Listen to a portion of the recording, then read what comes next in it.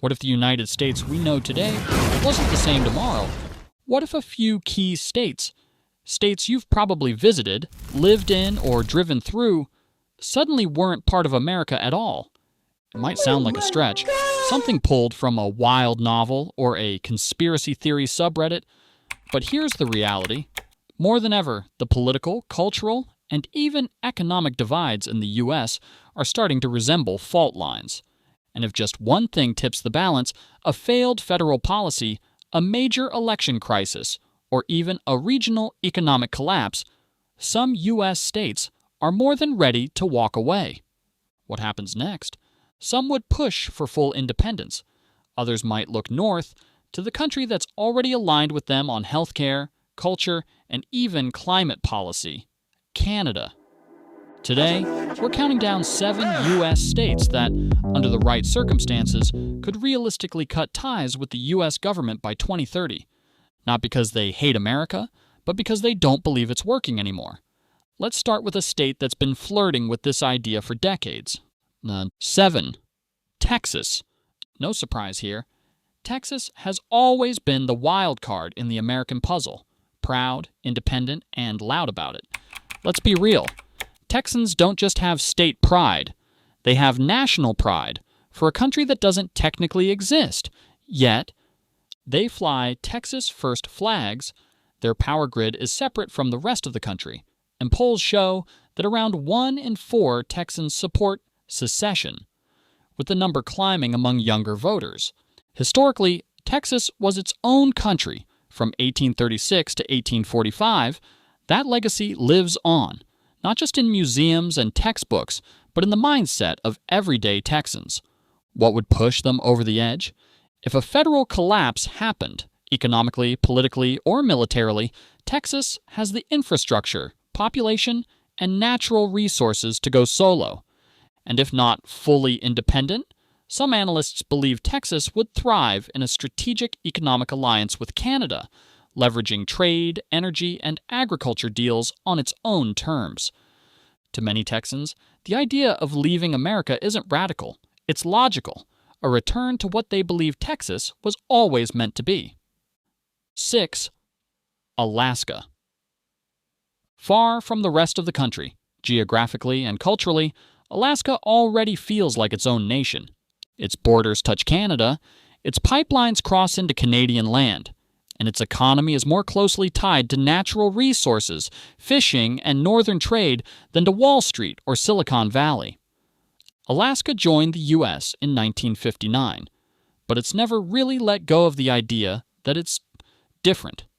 There's even a political group called the Alaskan Independence Party, which once had tens of thousands of members and openly pushed for secession. Here's what makes Alaska unique. It's self-reliant, it has energy, it has water, it has space. And if tensions in Washington boiled over, Alaskans would likely be among the first to say, "We're out." Some experts have floated the idea of Alaska becoming a Canadian territory, citing existing cultural overlaps and mutual environmental policies. Others argue it would function better as its own Arctic nation. Either way, Alaska isn't anchored by American identity the way most states are. In a divided future, it might be one of the first to cut the cord. 5. Vermont. At first glance, Vermont might seem like an odd candidate. It's small, quiet, and famously peaceful. But here's what most people don't know. Vermont has always had a rebellious streak, and its ties to Canada run deeper than you'd expect. Before joining the United States in 1791, Vermont was an independent republic for over a decade, and in recent years, secession movements have quietly re-emerged, particularly the group called the Second Vermont Republic. Their idea? Break away from the U.S. and potentially form an alliance or even a union with Canada. Why Canada? Because politically, culturally, and economically, Vermont is far more aligned with its northern neighbor than with many of its fellow U.S. states. Think social programs, environmental protections, healthcare, even the culture of calm, respectful discourse. Vermont and Canada are singing from the same hymn sheet. The state's economy is closely linked with Canada, especially with Quebec. Agriculture, clean energy, and tourism all rely on cross-border collaboration. Even Vermont's maple syrup industry mirrors Quebec's. So if the U.S. were ever to fracture, Vermont wouldn't just consider leaving, it might have a soft landing already prepared. Number 4. Minnesota. Think Minnesota is just a flyover state with lakes and hockey? Think again.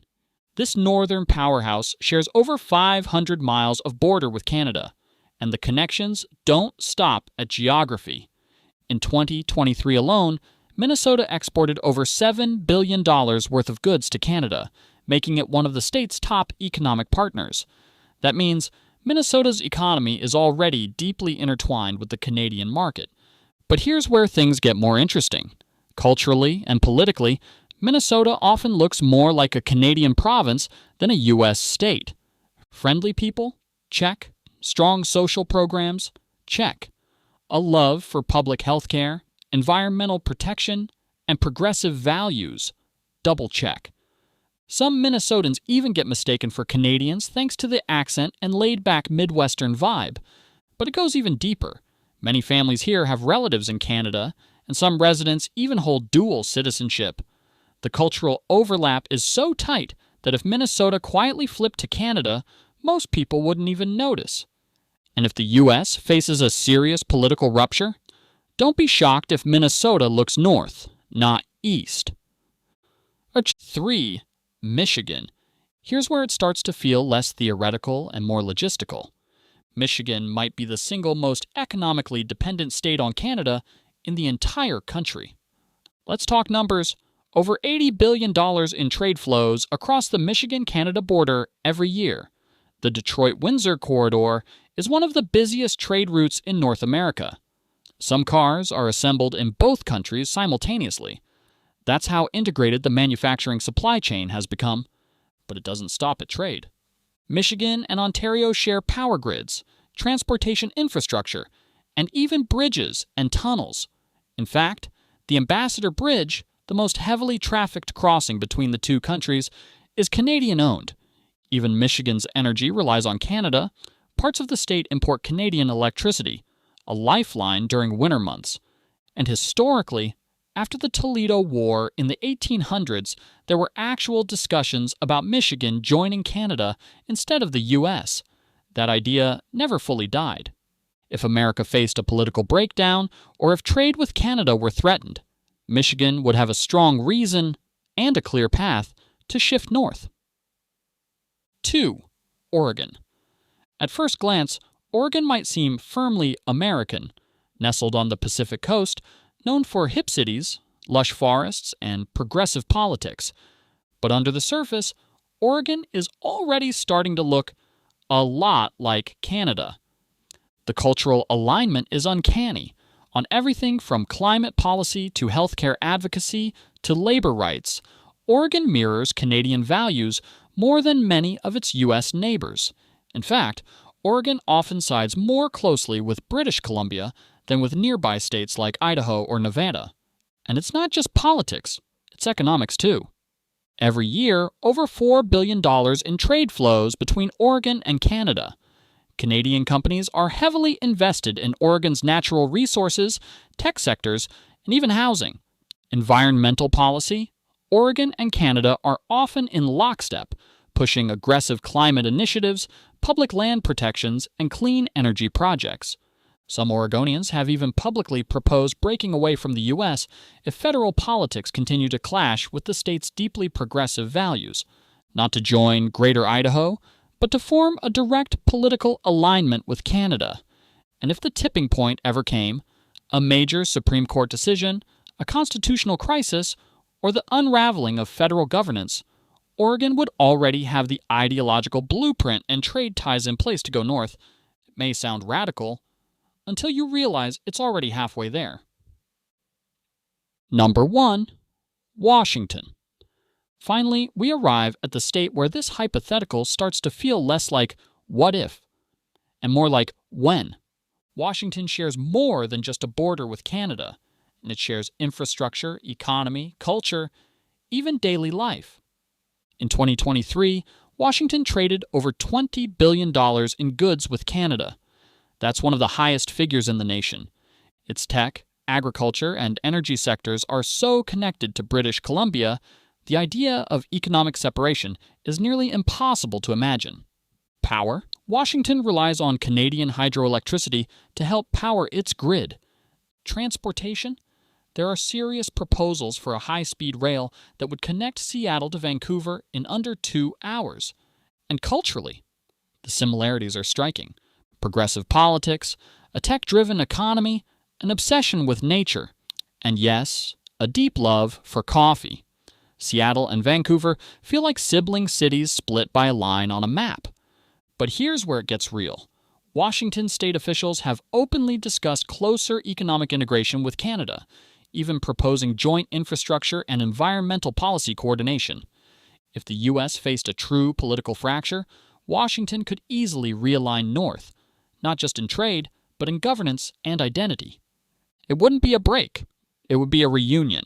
So, could these 7 states really leave the U.S. and join Canada? On paper, it still sounds extreme, but history tells us this. Nations don't stay static forever. Borders shift, alliances change, values evolve, and right now, these states are more connected to Canada, economically, politically, and culturally, than many Americans realize. All it would take is a single tipping point. One major crisis.